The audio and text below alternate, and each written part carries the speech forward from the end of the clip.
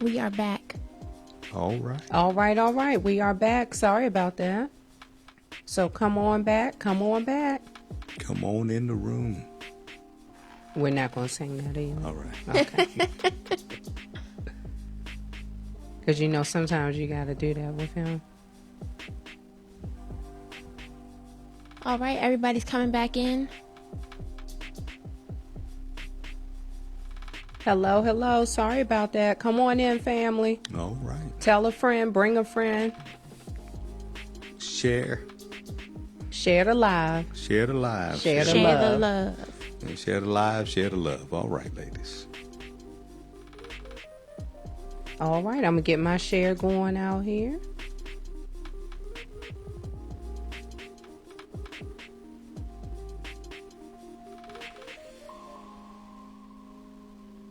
All right. Come on in.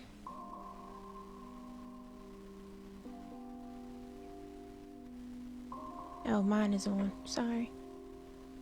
Okay, if you have not already, please hit that share button. Okay, why do I not have a share button? Oh, there it is. Share the live, share the love. So as we were saying, we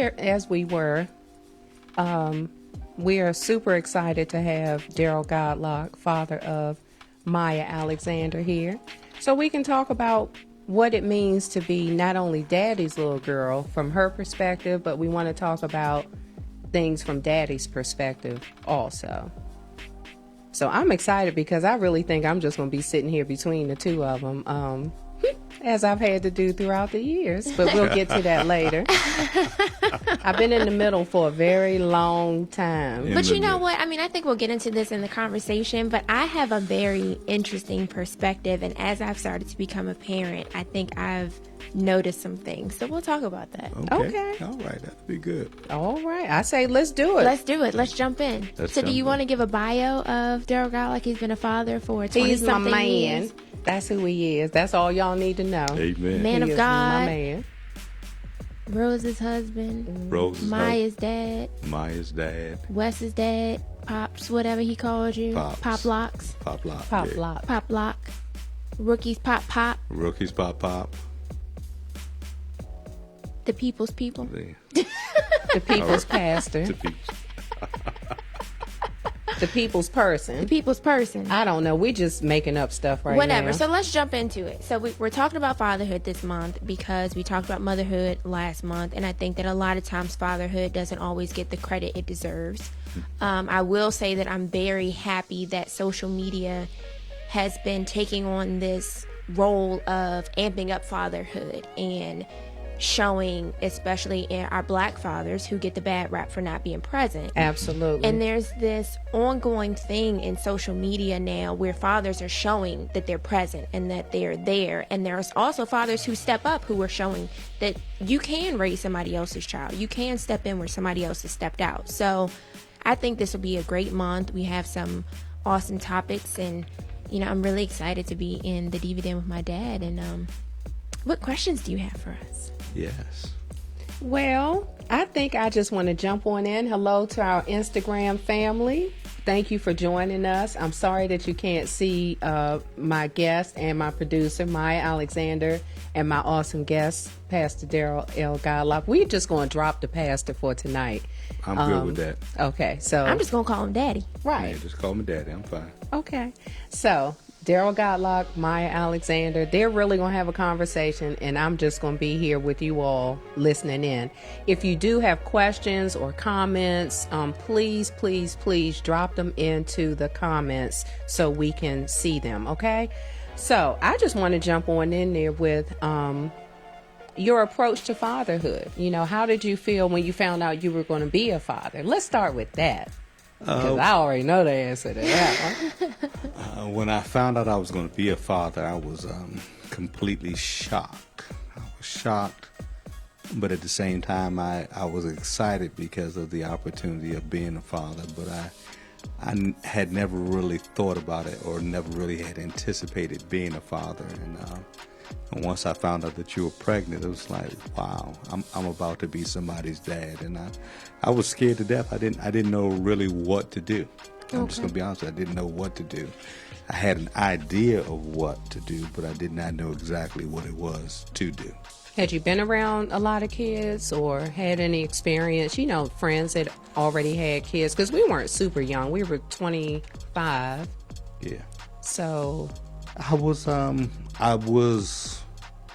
I had been around. I was always good with kids. Okay. But I was always good, and then I had to send them home after that. Right. And but now this little person was coming in the world, and they were going to be with me 24/7, 365. So I had a little bit of anxieties about that for sure. Okay. Do I get that question? Sure. No, I'm kidding. Well, how you felt about becoming a father? Yeah. How did you feel about becoming a kid? Yeah. It was fun. Pray for me. So, I got so much that I want to ask, but okay, so let's fast forward to she's here. Like, now what? She's here. In the delivery room when she comes out and she hears my voice and she looks at me. You know that story because she would not look at her mother. She heard my voice and she looked at me, and at that moment I was like, wow. As if I was chopped liver, basically. You were. Yeah, you just carried. Yeah, my job was done. Yeah, you carried the luggage for 9 months. And they snatched her out. And then when they took her out and she heard my voice and she locked eyes on me because I'd been talking to her the whole time that she was in your womb. So right. When she came out and she heard my voice and she looked at me, and the doctors had to make me be quiet so that she would pay attention to who you were. Yeah, legitimately, they were like, Dad, stop talking so that she can find her mother. And so we could meet for the first time because I'm just laying there like, hello, little person. But that's important because your relationship, your bond with her started in the womb. In the womb. Right. So it starts from the day one. You Really, know? it starts from conception. Right. Yeah. Because if you're careless or if you are nonchalant or whatever, but when you have an intentional relationship and intentional love, I believe that is how everything starts from there. Like, that's where it manifests. Yeah, I I believe believe that too. as the child in the womb, you feel like if I responded to him that strongly, obviously it worked. Right. That's Yeah, so important. Yeah. a little note for the expectant fathers, the future fathers, out there that don't wait until the baby gets on the outside. Right. Yeah. And you have to have a good relationship with the mother of the child. Right. Yes. So sometimes, that environment can be hostile or not loving. There can be drama or tension, and the baby will receive that, absolutely. those emotions.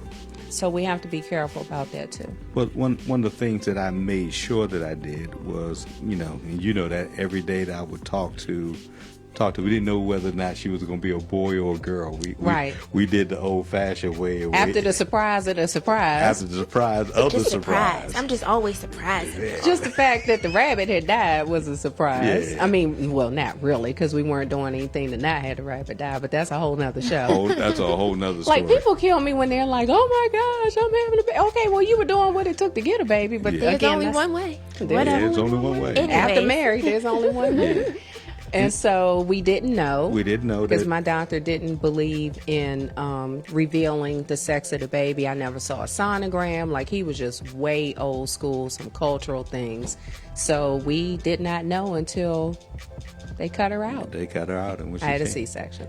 my wife had a C-section. When she came out, I was like, they said, "Oh, it's a girl." I was like, "Wow, I got a girl." But in that moment, was it like, I mean, obviously the anticipation was building up. Did you kind of want a girl from the beginning? Because everybody wants a healthy baby. Like, nobody asks for a sick baby, but you still kind of have a preference. Did you want a girl?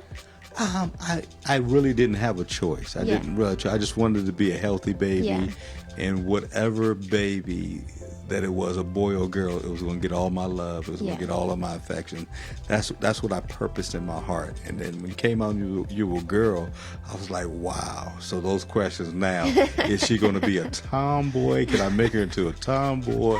or is she going to be all a girly girl? And, Comedy. Right, like could you really get away with taking her to the football field or the baseball diamond or putting some, well, you weren't playing golf yet. I wasn't playing golf. Just the whole What's the answer to that? She's all girl. Oh, She's a girly girl. Just wondering. ALL. Yeah, all girl. And so I wanted you to be a little tomboyish a little bit, but I tried. no. But that For that 5 was, minutes. that Hey, was not everybody in me. coming in. Hey, everybody.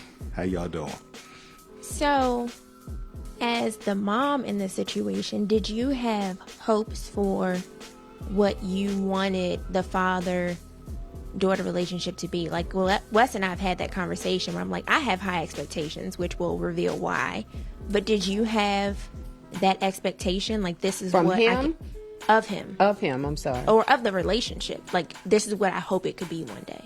Oh, absolutely. I think the first thing for me was just the fact that you stayed, because we were not married. For those that are tuning in and don't know our story, we were not married when Maya was born. And so I think just that whole situation, because nothing is a guarantee, you know, having a baby does not mean that man will stay. Right. And we never even had that conversation. Like, I don't think for him it was really a thought of leaving, but I know for me, as that potential single mother, I definitely had those moments where I'm like, oh my goodness, is he going to stay? And he did. Thank you for staying. And I've told him that, you know, before, you know, thank you for staying. Like, you didn't have to. Yeah. And so I think, I don't really know that I had expectations. I think it just was really natural. The way that he loved you, like literally from the very beginning, it was love at first sight. And then just the way that he fathered you, I never felt uncomfortable, you know, leaving you with him, or there were some awkward moments in the beginning, you know, because it's new. We've never done this before. Right. You know, I had never been anybody's mama. He had never been anybody's daddy.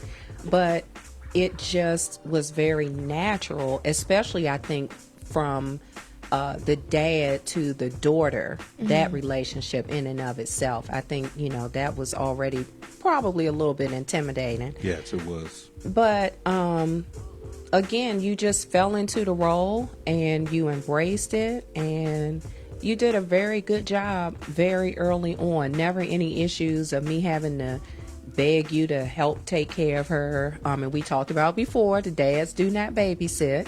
Yeah. And even though we weren't in the same household, he was still very present as much as he could be. You know, my parents were very open when it came to you spending time with her and time with us until we got married.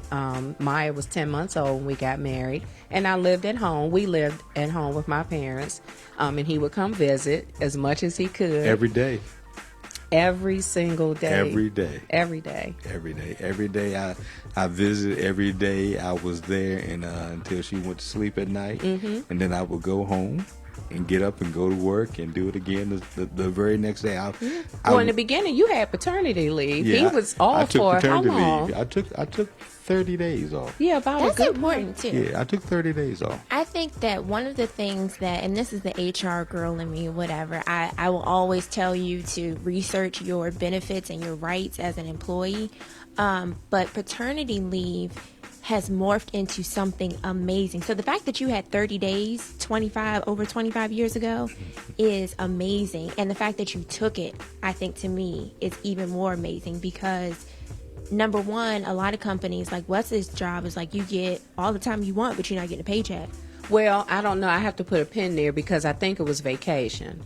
No. It was paternity? It was paternity Oh, leave. I stand corrected. Yeah, I just know he was there every day. That's important. You know, that's important. So if you have a job that has benefits, you should take the opportunity to research that because there are laws around some kind of leave, and whether you use vacation or unpaid time and you save up and you're intentional about it, or the company gives you that benefit for free, you should take that benefit because that's time that you never get back. Right.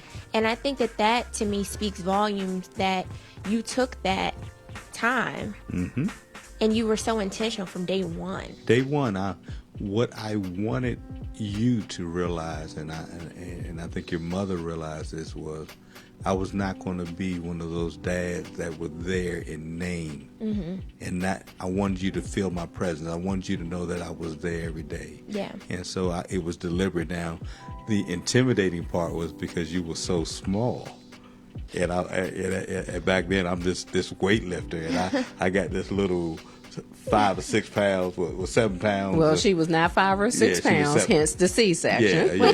Yeah. And so I had this little baby in my arms, but I wanted you to make sure that you knew that I was there, and that you heard my voice, and that my presence would be felt by you. And so those 30 days that I took were deliberate and were intentional.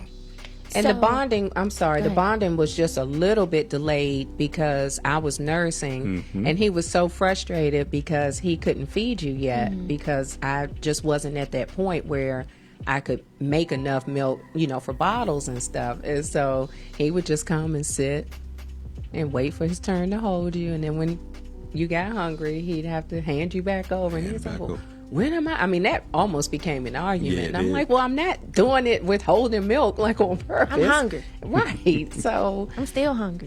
Trust me, I couldn't wait for him to be able to, right, nothing has changed. I couldn't wait for that moment when I could hand her totally over. And my parents started allowing you to come and sleep in my old room on one level of the house with Maya. And then I would go downstairs in the basement. And so they really helped foster that bonding and that relationship, and you owning up to your responsibility, And so I appreciate that. Hello, everyone just joining in. If I didn't get a chance to say hello, thank you for coming into the Diva Den. And please join in the conversation. This is our Diva Den. So go ahead, Maya. So I want to get into the meat and potatoes. So you have the baby stage, you get through the baby stage, and at that point, when I moved into like the toddler phase, mommy came home, and she was with me every day for 9 years after that. Starting at 2 years old. But how did the father-daughter relationship morph as I got older, and your intentions grow as I grew? You skipped over a very important point. Now let's see if you're gonna say what I'm thinking. And after we said I do, and after we got married, and your mom moved into our apartment in New Carrollton, it was one night that I came home with you, and it was a God moment. I remember the scene from the movie Roots, where the father held the son up, and as he held the son up, he dedicated the son to God. And on that night, your mommy wasn't there. It was just me and you. And I was getting you out of the car seat, and I held you up towards the stars. And I said, God, I give her to you. This is your daughter. I thank you for the gift, but I give her back to you. And it was just a God moment. It was just it was a cold winter night, and I just held you up. You didn't say a peep at all. You were wide awake. And I just prayed, and I gave you to God on that night. And that was a turning point. That was a turning point because I realized that not only did God entrust me with you, but you were my arrow, and I had one shot, and I wanted to make sure that it was a good shot. Yeah. That's good stuff. Interesting. I like that. Okay. What do so you you were talking about fast forwarding through. Fast forwarding. Well, one thing that I do want to highlight, again, for the potential future dads and people who are early. I was going to say, or the dads with young girls, young daughters. He started dating you, and not dating you, taking you on dates when you were really just in his arms. I'm thinking about 6 months old, maybe. And he would just take you out for a couple of hours and just spend time with you. I'm sure you all probably went to the park or just riding in the car. And then as you got older, then he was able to, the playground or McDonald's. Yeah, I know you took her to McDonald's. I wasn't supposed to, but we went to McDonald's. But hey, she came back alive, and she's still doing fine. So a trip to McDonald's every now and then to make sure that they were bonding and that I had some peace and quiet for a couple of minutes. But all throughout her childhood, you had those special moments. And so it started when you were probably about 6 months old, that you established, daddy-daughter time. I want to say to the young fathers that are listening, it's never too early to start those times. Like me and Maya, we were, she was 6 months, but it was our time together. She hated it as she got older, but she went to the barbershop with me. We went to McDonald's together. Back then, we would go to Jeepers together. It was. I forgot about Jeepers. Yeah, we used to go to Jeepers and play games together. And so it was just certain times that we just spent together. The spot that me and Maya used to go to in Bowie that had the tea sets and things of that nature, and I would sit in the little chairs and she would make tea. I would have paid good money to see that one, y'all. It was those times, and I wanted to start dating her. I wanted to start showing her what it was, that the appropriate love that she was supposed to receive from a man and what that was like. So was there any influence on you? Like, where do you think that came from, that conviction to be a good father and to show her an example of, hopefully that one day, if that was her desire to be a wife, what that should look like? I think I had people that were in my life, and with our relationship with my dad and my sisters was not always the greatest relationship, and I always thought and I had the idea of what I would want their relationship to be like, and so I purposed in my heart to make sure that I gave Maya everything that I felt that my sisters wanted from my dad that they did not get. And so the dates were that, the love, the affection, the attention, all of those things I was very deliberate about, because I didn't want her to grow up looking for it outside somewhere. I wanted her to first experience it at home.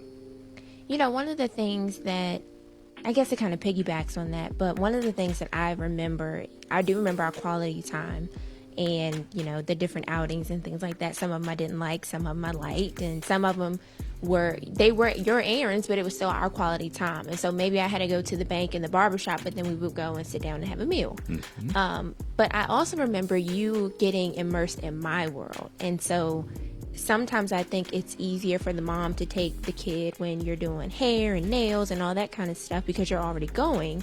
But I remember Daddy taking me to get my nails done. Daddy was taking me to get my eyebrows done if I want to get my eyebrows done, my hair done. He used to take me when Mommy was out of town to get stuff done and make sure I was still together, making sure I wasn't looking like anything. He would take me shopping. He would help me while I was shopping. It wasn't like, okay, turn you loose or whatever. And there were moments where you just gave us the money and we had our time.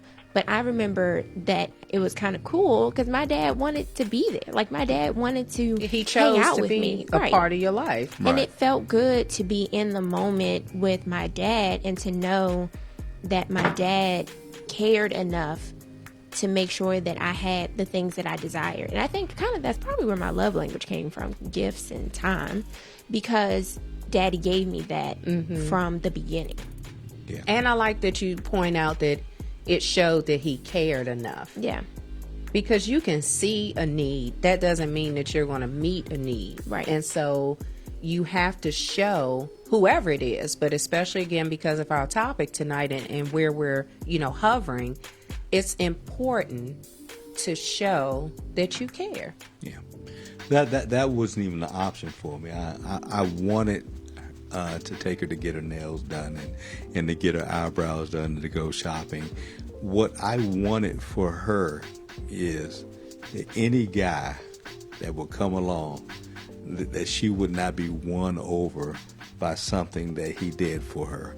And so getting her nails done, getting her eyebrows done, flowers for her, jewelry, purses, watches, shoes, her first car. I was like, perfume. Yeah. I mean, you name perfume, it. Yeah, anything that chocolate. As he used to tell no little knucklehead is going to come along and try to bring you a dandelion and think that's going to open the doors of the church, basically. Yeah. And that was true. Y'all look at that tomorrow. That, to me, like, I didn't deal with a lot of the stuff that my friends were dealing with, and I didn't have the same desire to be out there and doing certain things because I'm like, I got my daddy, so I don't really need y'all. And when it's time for me to find the one, I'll find the one, I'm sure, and he'll find his way, and whatever, he'll find me. But you ain't impressing me. I got my own job. My daddy bought me a car. If I need anything, my daddy will make sure I have it. If I can't pay for it myself, he'll help me. You know, he's there for me. He listens to me. He talks to me. So what do I need you for at this age? Yeah, I that's don't. True. That's true. So I think that is something that, you know, like, I didn't bring a lot of guys home, and I didn't go on all these dates and things. Not that I could initially, but I just think that it was just the presence and that bond was so strong that I didn't need to seek it elsewhere. And then when Wes came along, and he was, I would say, my first serious relationship, I would notice that he was doing the things that my father did, but it was from a genuine place. Because I think that when you spend, at that point, 23 years of your life, 22 years of your life receiving such genuine love, you can detect the BS like that. Yeah. Right. And a lot of the guys out there were dropping BS. And it wasn't to say that they weren't nice guys and that they couldn't have grown up, but I could tell that the love that my father had shown me was so strong and so genuine and so Can y'all important hear us? Keep going. that it just wasn't for nothing. It worked. Yeah, amen. But I have to rewind. Make sure, is our sound okay? Riri said she, okay. I need to rewind because I like to look at the joy and the pain, the ups and downs. You know, the only thing that I discussed before the show, because I really try to go off the cuff, I just give a few bullet points and we just roll with it. There is no script. But one thing, or one season that was really, really, really challenging after the first so many years, and they were just really, really good years. Then we hit that teen, ooh, Jesus season. Okay, but first, before that, because I think that there's something that I wanted to talk about too. Okay. So before those years, Check your stream. Somebody said the stream is paused. it's not. It's not? No. Okay. All right. Might be your stream is paused. Okay. So before those years, Hey, Twiggy. we hit a point with our mother-daughter relationship that inevitably every mother-daughter relationship goes through. I don't care who you are. It's no exception. And it's a natural thing, I think, because of hormones and because a woman has gone through it and she recognizes what's going on, but a young woman doesn't know what's going on with her body, whatever. So we hit this point where mommy was like friction. I remember that. And I clung to daddy, and I didn't want to tell her anything, and I told daddy everything, and he was trying to help, and he couldn't really help the situation. See how this dynamic? I said, I am in the middle again. In the middle. Yes, you were. That part right there. Oh, Jesus. As a parent, what I realized is that a lot of the no's and the friction came from you. Right. Because it may have been something that y'all agreed on as parents, like you can't wear nail polish, or you can't wear this thing, or you're not going to dress a certain way, you're not going to listen to a lot of these things. But mommy was the enforcer in a sense. Yep. And she took on the role of being the bad guy so much that the natural occurrence kind of was piled on. Like, I remember the worst punishment I ever had. Mommy was the one that did it. And I'm looking at her like, who are you? Yeah. What was the worst punishment you ever When had? you took all my clothes away. And I don't want to talk yes, about that was we're not that talking was a about good one. that. No, we're not going to talk we're not talking about that. I just said I But was that was having the a worst flashback. punishment. And daddy eventually started doing more of the discipline as I got older, and Right. he started hitting me where it hurt in my pockets and Yep. that kind of thing, because he figured that out. But I remember now, like, why did I not like my mother so much? And I'm like, because you told me no all the time. Yep. Which was crazy. So I don't know if there's a parenting lesson in that, if it's just a natural thing that's going to happen anyways. I don't know if you can avoid it, but I just remember so clearly. And then there was this shift, and it was like fireworks or whatever you want to call it. And our relationship was like, hey, we're not friends, but, you know, we're cool. We're good. Yeah. Yeah, we were good. Yeah. Yeah. So But that was then I think that's when that's it shifted. morphed it. Yeah. To the teenage years where teen- daddy took Yeah, over. because I was preteen. Yeah. And then the teen years, for me, I saw things shift when you were about, I'm going to say 15. Yeah. 15, 16. Yeah, I would say Yeah. 15 or 16 15, would be 15, accurate. 16. Oh, jeez. I just wanted to pack up all my stuff and leave them both there and let them figure it out, fight it out, pray it out. I don't know. But daddy started disciplining me more, and I didn't receive that because Daddy was the one giving me money for my report card. Daddy was the one taking me driving. Yes. Daddy was the one picking me up from school every day. Like when I hit middle school and through high school until I started driving, Daddy was the one getting me every day. Daddy was the one at my basketball games because you were at work. Your schedule didn't always allow. So I'm like, hold up. Who are you trying to correct me? What is this? On top of being crazy as a teenager. Yeah. Well, and I think some of that, which we did have a little tiny talk about this too, just to put things in perspective. We decided early on, I don't even know where that came from, but parenthood is trial and error. So we decided early on that we would give Maya a voice, or we would allow her to have a voice. So you fast forward to 15, 16, you're finding your own way. You're on that path to independence and, you know, kind of already experiencing some of that. But the reality of it was, you know, it was our prayer that you would not just leave home like we wanted to get rid of you, but if it was your desire as well as ours for you to go to college, that you would probably go away or possibly go away. And so you were a very independent thinker. You really didn't need a lot of help with a lot of things. And I learned that the hard way during the season that I homeschooled. You just didn't need me. It was like, okay, I'm good. I got it. Like, you can go do something else. I'm fine. And we let you be independent. So then when that voice comes in, even though it's your father, you have a great relationship, it's like, okay, I'm good. I know. I don't know how many times I would hear. Yeah, I remember that. I know. Okay.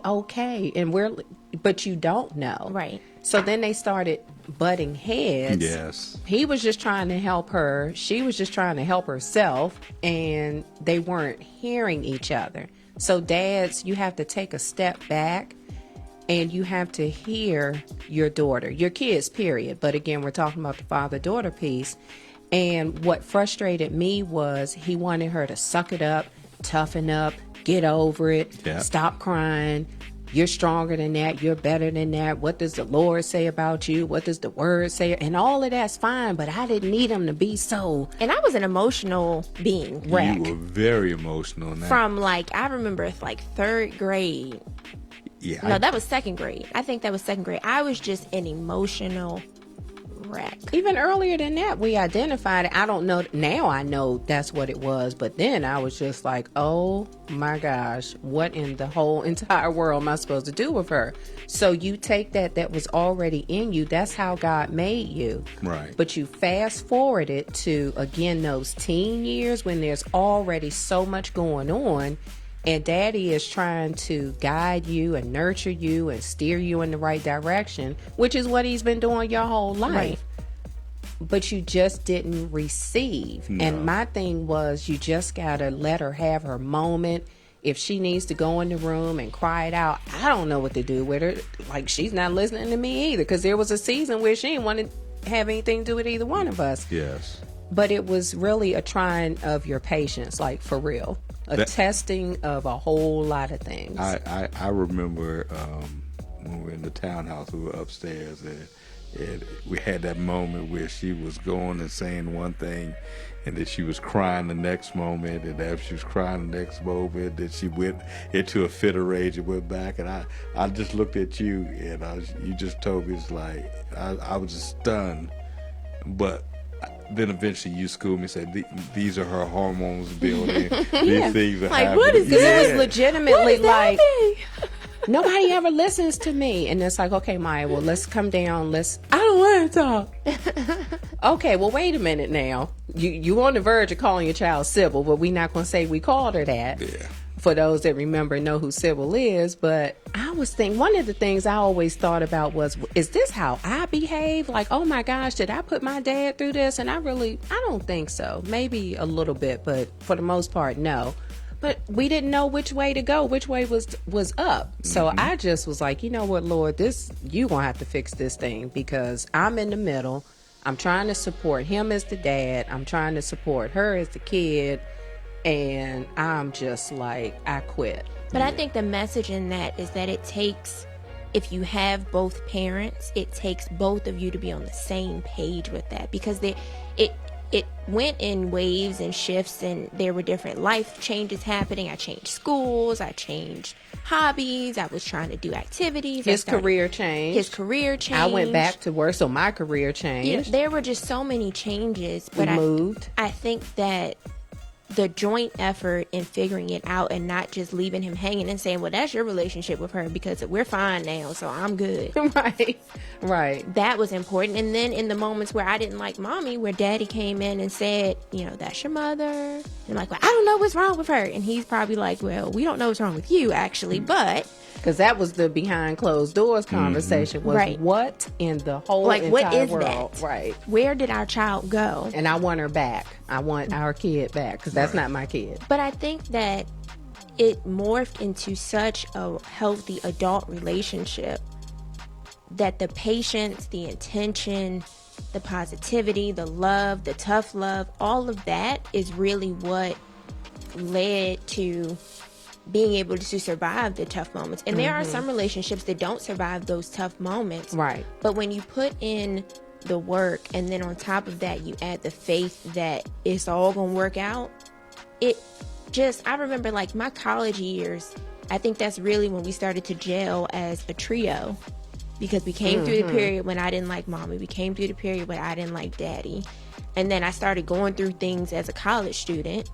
And it was kind of like, okay, well, you're an adult now, so we can talk. You know, there's no judgment. There's no reprimand, in a sense. We can talk about things. And that's when I feel like daddy started to take on the role that he's in now in my life, which is kind of the same role, but because I have a husband, it's slightly different now. But I think that daddy is often a sounding board for me, and he's like my safe place a lot of times. Right. And I may have the conversation with Wes initially and talk to him about it, and it's funny now because Wes will always ask me, what did your dad say? And I'm like, well, and maybe you I used haven't to talked ask to him. that about dad. Yeah. So but that's a good thing. Maybe I haven't talked to him. And so if I have talked to you about it, I'm like, well, when we talked about this part of it, but not this part of it. And, you know, well, I haven't talked to him yet. Or, you know, if we continue a conversation, it's like, well, I did talk to my dad or whatever in this. And, you know, he does ask what you say too, but since we're talking about the father-daughter relationship, I think that just building and all of that intent and all of that purpose kind of morphed into just being that sounding board in that safe place where if I wasn't married at this point, I would still have that. And it would be so important for me because people try to take advantage of women in the workplace. People try to take advantage of you in your social life or whatever. Right. But when you have that foundation, and that's a lot of people ask, like, where does this come from? Like your presence or your confidence? And that's not to brag on myself, but I get that question a lot. You're so mature. And I point back to my parents and I say, well, actually, you know, my parents, they did all of this work. They believed in me. They poured into me. But I spent a lot of time watching my dad, and in his career, he has a charisma and a presence. And so I started to pick up on that and I started to hone that. And he started to coach me on things, and he started to mentor me when he noticed, like, he would support me at a speaking event and then give me pointers afterwards. Or, you know, if teach you how to walk into a room, how to be, you know, which a lot of that you kind of already had. Yeah, but he was really your coach. He honed it. He saw things in you. Absolutely. And once you allowed him to be in that space, it was a benefit. Yeah. I once you saw it as a benefit. Right. Right. I recognized it as a benefit, and it became a benefit. And even to this day, you know, like when I was going on my little interviews and stuff, like mommy would take me shopping, but I couldn't wait to get home and show daddy my outfit. And he's like, okay, you know, you looking right. You got to put a watch on. What's your game plan? Yeah, you know, put a watch on. How you going to come in the room? You got your portfolio. You got your resume printed out, you know, all of that kind of stuff. Was just like, okay, I got the shopping and the fun, and mommy's gonna make sure my hair is right and my makeup is right, and she's gonna teach me how to do all this kind of stuff. And then daddy got me on the back end, like, I'm gonna go in there and I'm gonna be confident. I think that was like setting me up for success as an adult, and that's one of the things that I think I really like. I always will give you guys the kudos on that. Well, thank you. Thank you for that. Thank you. So we worked hard at that. We worked hard at that. Great job, Dad. Okay, you did a good job, Dad. So do you remember that transition where it started to become real, that in a way your little girl was either leaving or had gone in some ways, like that transition from, daddy's little girl to, oh my gosh, she about to be a full-grown woman, or she is, a woman. Like, do you remember that? Did it click for you? I think it really clicked for me graduating from high school and then realizing that she was going to college. That hit me. It hit me like a ton of bricks because I wanted to be at the school behind bushes to, see if I could watch her. Yeah, because she wanted to go away. She wanted to go away. She wanted to leave. Can y'all imagine that?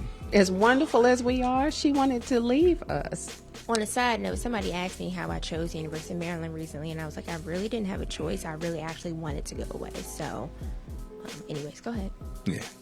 I did want to leave you, just in case you can't. Oh, well, you made that very clear. That was very clear, but... There was a part of me that wanted you to go, too, but I had rules. Yeah, I was fine with the rules as long as I got out. But anyways, go ahead. When I graduated from high school... So when you went off to college and that whole experience is like, man, hey... This little baby is no longer a little baby. This is a young woman. She's growing up, and when you landed the job, I was like, wow. I said, okay, this is real. And the whole intern thing that you went through, and then they called you back. I was like, oh, this is real, man. Yeah. This is. I have an adult. Yeah, she's earning her own keep. She's got her own money. I'm like, okay. And so we just I embraced it from that point on. I realized that, all the hard work that we had put in, your mom doing an exceptional job with you homeschooling, and often wonder what it would look like when they wanted to skip you. Yeah. I think about that a lot too, actually. I think it didn't really matter in a sense. I don't think it did. I know that you were... Mentally, you could handle it, but physically, you were too small. Yeah, she was just too small. I was not going to put my almost 5-year-old in second grade, and then they came back and said, well, let's just bump her up to first grade. No, she's going to stay in kindergarten, and it's going to be what it's going to be. So yeah, I was tiny. And then they wanted, it was fourth grade, they wanted to put her in the sixth grade, correct? And I was like, I don't think I knew that. Yeah. Well, that's our show for tonight. Oh, snap. Yeah, they wanted to skip you twice. Well, it all worked out. I made it.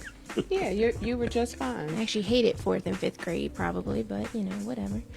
Anyway, so as an adult now, our relationship has morphed again, I would say. Now you're a grandfather, but I think that we still try to be intentional in our relationship. Like, we talk every day. And every day. We don't talk, somebody's getting some shade is being thrown. Daddy will throw shade at me. I'll throw shade at her. Daddy will call me. No. Daddy will call me at my desk and say, "Oh, I was wondering if you were okay.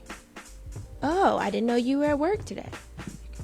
And I'm like, okay, well, I didn't know that you were home last night, so whatever. Right. But I think and I'm in the middle of that because there's a group text that the three of us have, and it's like, oh, has anyone seen my father? Oh, there he is. Oh, so now I'm in the middle. Oh, he's home. Yeah, but I think now I enjoy our conversations. I enjoy checking up on you. And anybody that knows me knows that I am my parents' parent in this phase of my life. Yes, you are. But as an adult, I think it's still important to nurture the relationship and still make sure that you have the time. Like when I was pregnant, Daddy took me to my last appointment, like my last couple of appointments, because his schedule was more flexible than Wes's. So Daddy was driving me around. He was picking me up and he was helping me with stuff. And he was still there for me. It's not like he left me to the side, which is important at every phase. So if you look at every phase in my life, it was important that Daddy morphed and he changed his approach to fathering, but he was still very present. Yeah, that's good. So he didn't know anything about being pregnant. He didn't know that I was in pain. He didn't know, he might have joned on me a little bit because I had on my Crocs or whatever. But he still was like, okay, well, just let me know what you need. If you want me to drive you to work, I can drive you to work. If you need to go in for a couple hours, I really don't want you driving. And, you know, Wes was working in the opposite direction. And I think at that point you were still working. Mm-hmm. So it was just one of those things where he became what I needed, and that continues. So no, I wasn't working, but I wasn't available. You were working for? No, I had Baby Chance. Oh, okay. Well, yeah, you weren't available for some of that. So I was working, but not. It wasn't like a burden to him. Right. And it never appears to be a burden to him. I mean, people now make fun of me, actually. I get made fun of at work because Daddy drives me to the airport when I go on business travel. So here I am, like a couple weeks ago I went to California. My flight was at like 5:45 a.m. He's outside at 3:30 a.m. taking me to the airport. And my coworker was like, what?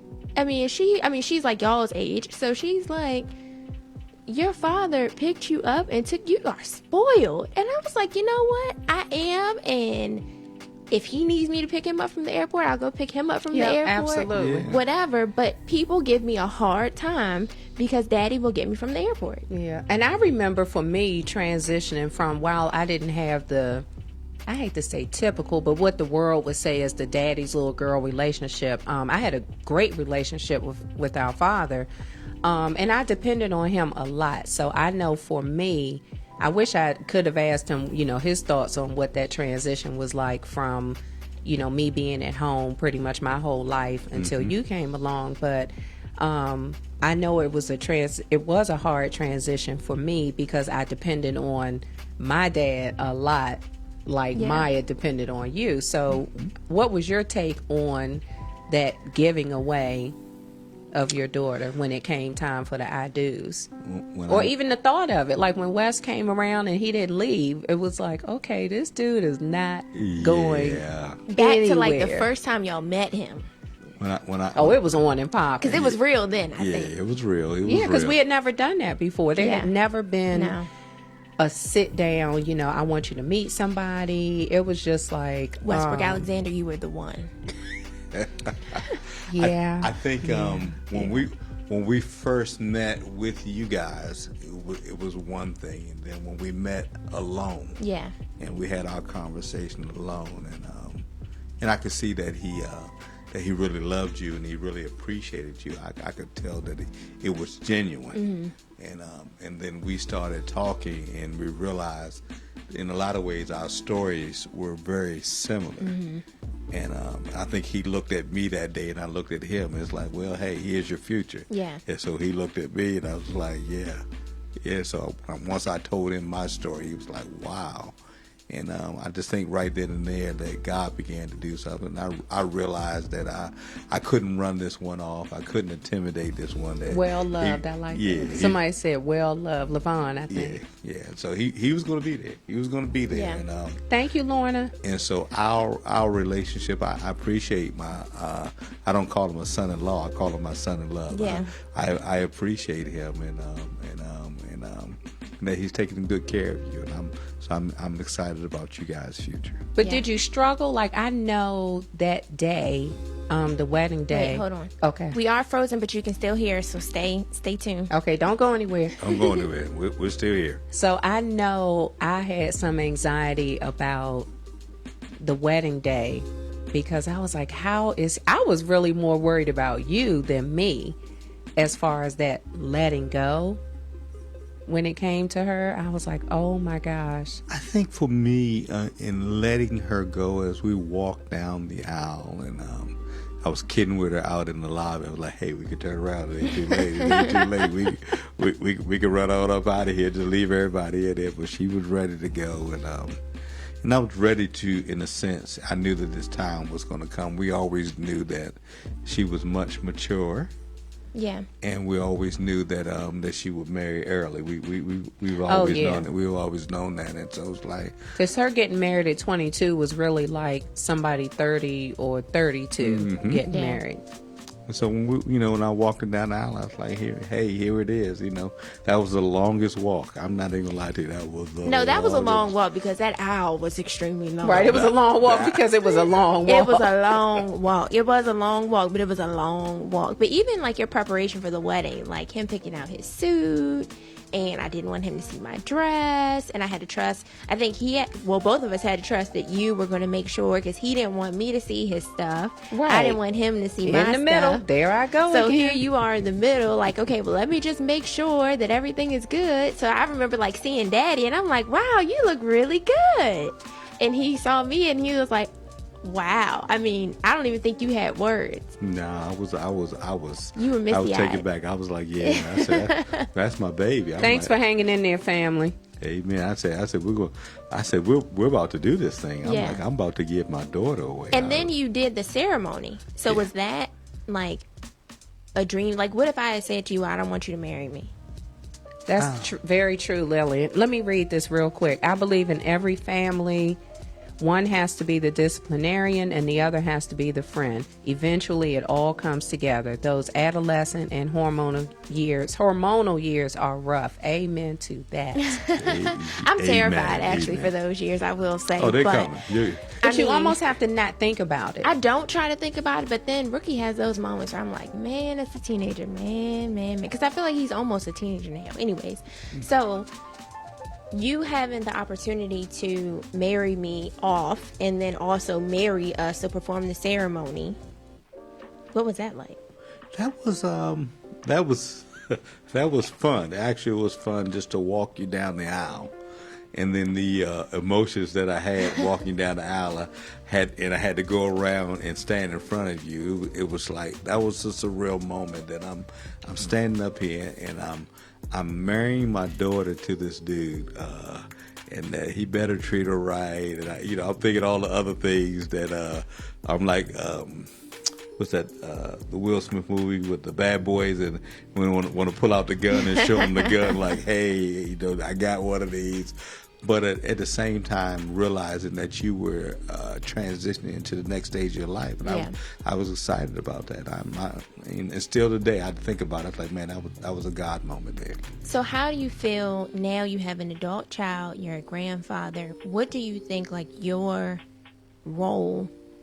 Obviously, you're like the patriarch of our family because it's, right. like that's what it is. But what do you think that your role is? How do you perceive your role? I perceive my role at this point right now is that I'm just an outside voice, not telling y'all what to do and just trying to coach you and saying, hey, you might want to think about that before you do this, or you might want to do that. And I think for me and your mother, our highlight is that we get to see our grandson. Yeah.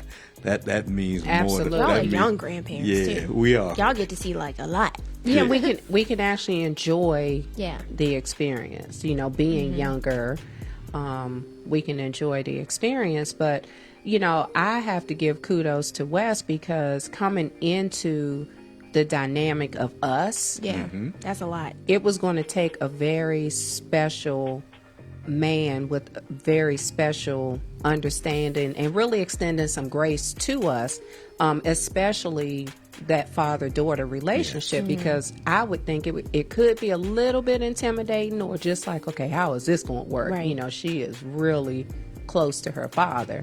And so, it made me feel good that he really fit right in. Yeah. Yes. He never felt like a stranger. And so I could appreciate that. So how do you perceive Daddy's role? Like, as you are looking, you're on the inside, but as you look out, what do you see his role being? Right now? I do think the role has shifted because there has to be some boundaries when it comes to, yes, he is your father, but you have a husband. Right. And that's a little bit of what we went through, even down to me asking my dad things after I was married. And he would make the statement, well, you're married now. Or, you don't have to call your father for everything. Eventually he got to the point where he appreciated him and he would reach out to him as well. But I think it's that boundary, and it's that you have to still have a healthy relationship. And I think he allows you to be Mrs.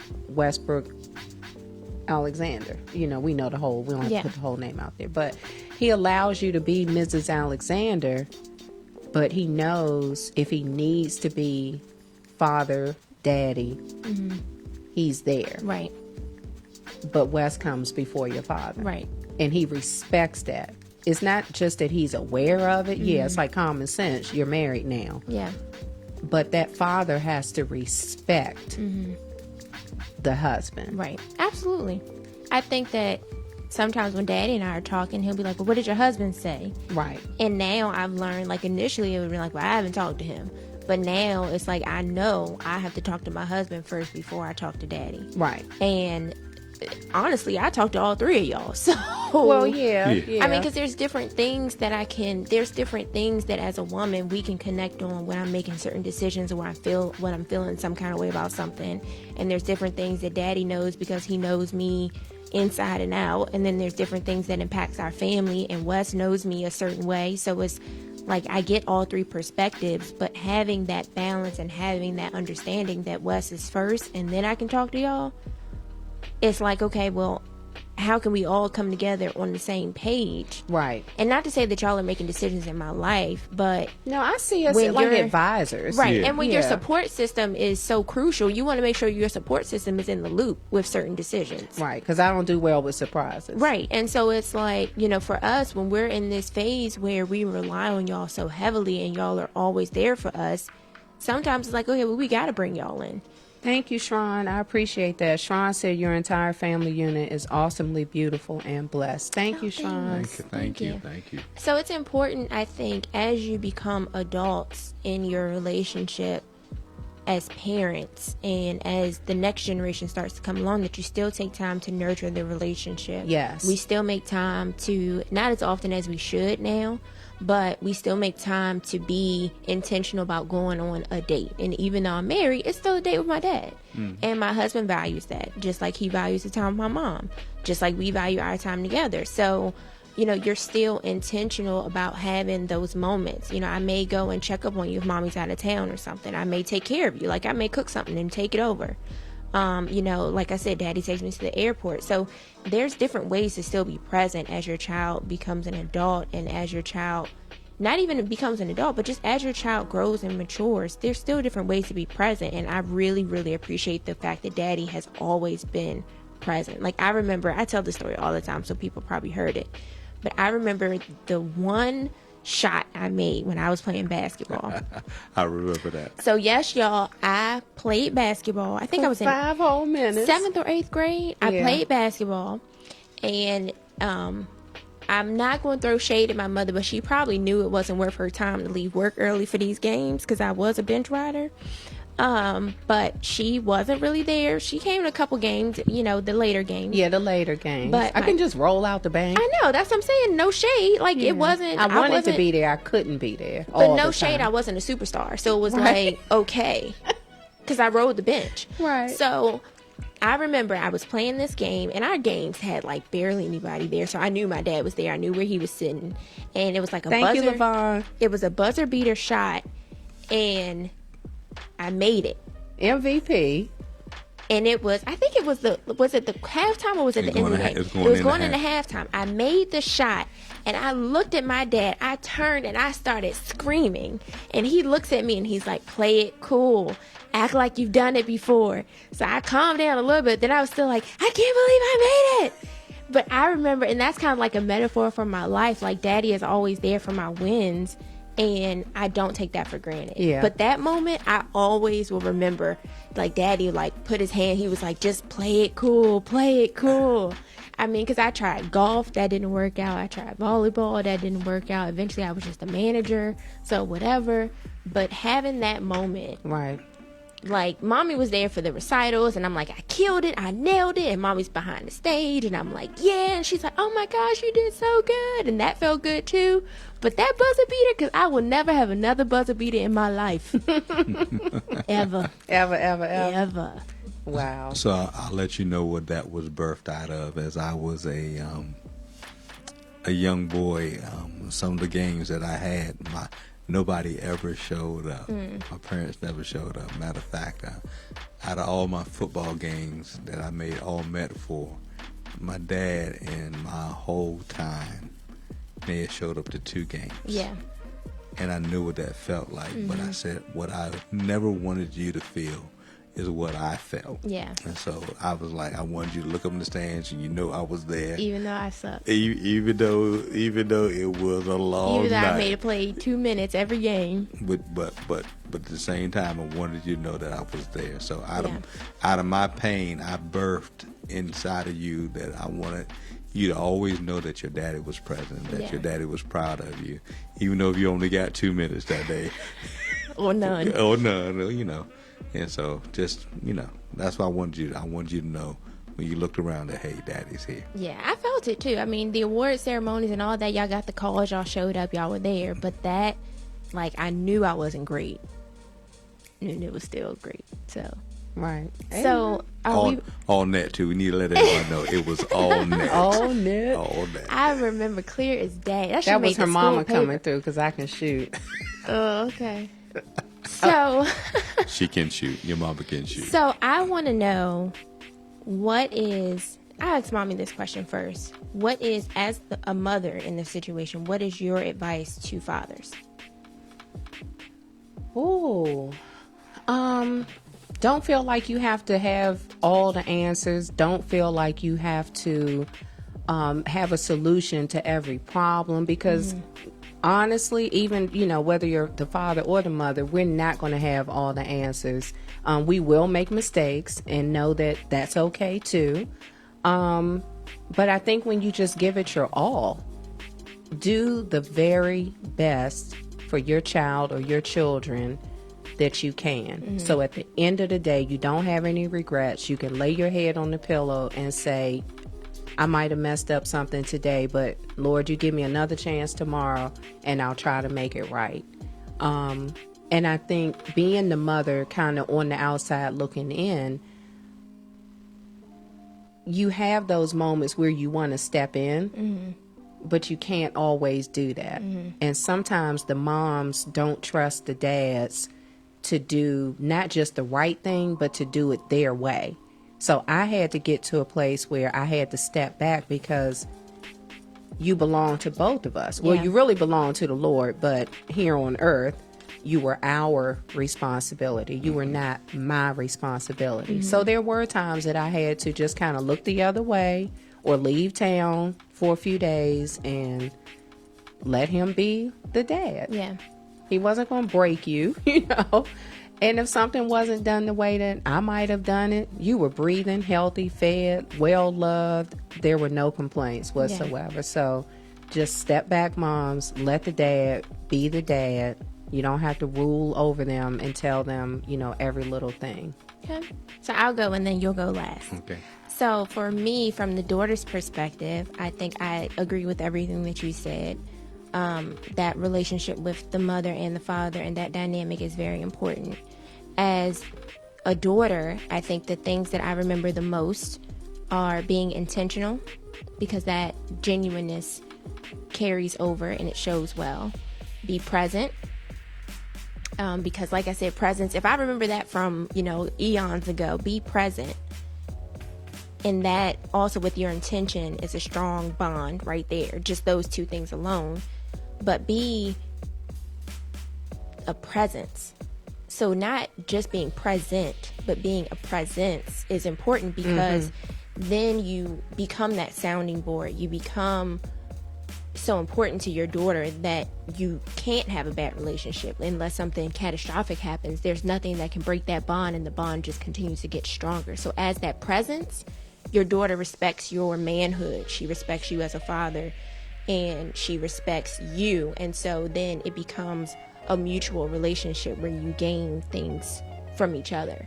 And I think the other thing too is being infectious. So displaying how you are as a father to the world, to the community, to your friends, it catches on. I remember a lot of my friends used to like hanging out with daddy. Like if daddy was the parent that was taking us out, or he was the parent picking us up, they liked hanging out with daddy. They liked talking to daddy because they could tell that we had a good relationship, and some of them didn't have that. Absolutely. And so that being infectious was a key, because people notice our relationship. Not just the fact that I look like you, which everybody comments on, But the fact that you can tell that we have a good relationship, and now as an adult, people say, oh my gosh, you can tell he's so proud of you. You can tell that he really loves you. You can tell that you're spoiled.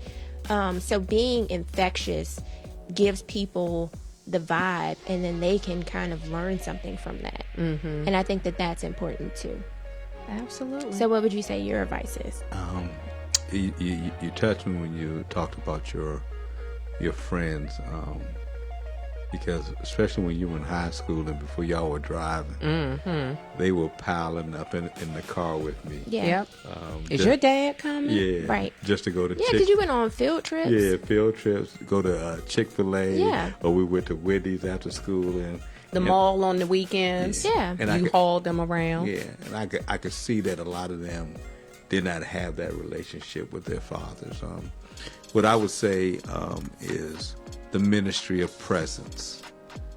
Just being there physically at whether it's dance recitals or whether it's basketball games, volleyball games, Latin competitions. I was wondering if you was going to call me out with my nerd status. Your Latin competitions, whatever it was at, I wanted to be there, and I wanted you to see me there, and wanted you to know that I support you and that I'm there for you. So I would tell the young fathers out here now is your presence means more than anything. Don't be a weekend dad. You're a dad every day of the week, so make sure that you're there every day of the week. I'm helping you with homework when you let me, whatever the case may be. That's my big thing, is just to be there and being a man of your word. I said this to her when she got married. I said, name a time that I told you I would do something for you and I didn't. And she sat there for about 5 or 10 minutes, and she looked around and said, you know what, every time that you said you were going to do something, I said, I did it. And I said, I wanted you to hear that, and I wanted you to remember that, because that meant more to me than anything else. So nothing worse than saying that you're going to do something and the person's sitting there waiting for you, and they never show up or they never provide what they said they were going to provide for you. Yeah. So that's key, and I just think if we had more men that were present in their children's lives today, the world would be a better place. Yeah. And I think what I want to end on is a little tip, footnote, PS for the men that are out here that are in ministry, especially full-time ministry. Once you became a senior pastor, because you had been so involved in her life, I was concerned that she would be put on the back burner. So I thank you that you never put her, or me, but we're talking about her, on the back burner. And I know that was a struggle, because you had other things that took your attention, that required your attention. But you never just let her fall through the cracks for the sake of the church. And so for those dads that, may be in that situation, no matter what your job is. I was going to say, that's any career. Well, but because this is my experience. Right. Yeah, you're speaking from experience, but even other careers. Right. That's what I was going to say. For any dad in any role, never let anything take a higher priority than your family. Home has to be first. And so I just thank you for making sure that home was always straight, that we never felt left behind. Yeah, that was first ministry is always at home. My first job is always going to be at home. You guys, behind God, you were the next thing. God was first, but you guys were there next, and that was my assignment that God gave me, was to love my wife unconditionally and to love my daughter, and she's an arrow, and I got one shot with her, so I want to shoot and make sure that I hit the target when I shoot her. All right. Well, I would like to say thank you, especially to those that hung in there with us. We lost our video, but the audio is still here, so we really, really appreciate it. I do not take for granted not, one person being here when we go live. So thank you so much for your love and your support and your prayers, your encouragement. And thank you to my producer again, Maya Alexander. Thank you to Westbrook Alexander of Elev8 Radio, Sun. Thank you, honey, for coming into the Diva Den and for always being right there to support me with my little harebrained ideas and stuff. And thank you for just keeping it real. This is what we do. So for us, we just added in, some friends and family to come into our world a little bit. I've been under the weather and my cough is just getting ready to start up again. All right, well, I'll take over. Sorry. I'll take over. So, yes, thank you all for tuning in. And I think that I always I've started ending our shows with a challenge. And so I want to challenge a couple of different things. I always want people to share the live after the replay is available, because you never know if somebody needs it after the fact. And so when you put it out there, if you send it directly to someone that can change their life, if you know a young father, if you know a father to be or a father, it's never too late to try to repair a relationship, rebuild a relationship, strengthen a relationship. And so if you know a father that would benefit from hearing this perspective, please share. Please encourage fathers that you see around you. Please don't tear down the fathers that are trying their best, and maybe it's not quite the best that they can do at the moment, but know that they're giving their all if that's their situation. I think that it's important to uplift fathers who are at least trying to be present. And sometimes other situations impact that, but just acknowledge what they are doing so that you don't tear them down and discourage them. Another thing I think that's a challenge for the fathers: be present. Do something you haven't done with your daughter before. Take her in her world, immerse in her world, get into what she likes to do. If it's unicorns and LOL dolls or whatever, take that moment to get to know your daughter on that level if you haven't done that before. And if you are doing it, great job. Keep continuing. Hopefully we can be an inspiration. And I think that a lot of people take a lot of nuggets from our family, and it's genuine what we display for people. So, just know that your work, your hard work is not in vain, and it manifests, and it's a beautiful thing. And one day your daughter will buy you nice Father's Day and birthday gifts. Yeah. Oh, okay. So, just take that time to nurture the relationship, and it'll last you a lifetime. As always, we thank you for tuning into the Diva Den. We have fantastic guests lined up this month. We're talking about fatherhood this month, so there's a hint. If you want to give us some feedback, give us a shout out at inthedivaden@gmail.com. You can always reach us there with suggestions, with feedback, with topic ideas, with guest ideas. We will definitely get back to you. You can also follow us on Instagram at the Diva Den Live, the Diva Den Live. So we just thank you all for tuning in through our technical difficulties. Mr. Elev8 Radio has said that he is going to work on that and get that fixed so we don't have these issues. So thank you, Mr. Elev8 Radio. And on the Elev8 Radio note, if you haven't liked and followed Elev8 Radio, make sure you hit that button so you can get our notifications and see everything that we are up to on Elev8 Radio. We got some amazing things coming on the platform. My husband's doing a really great job. I'm so proud of him. Yes, thank just you, seeing Wes. him work, and it's just great. So he enjoys this stuff, and I'm thankful now that this has come into fruition. So please like and follow Elev8 Radio. So I think that's it. All right. Thanks, everybody. Have a wonderful weekend. We love you, and we pray God's best over your lives. Amen. Love you, and thank y'all for having me on the show today. Thanks for coming in. It wasn't that bad, right? It's great. Nobody I cried. had fun. We didn't cry at all. Nobody meaning me. I cry when it comes to Daddy. That's a whole nother show. I feel Whatever. a part 2 coming on, so Whatever. we'll see. Thank you, everybody. All right. Have a good night. Good night. Good night.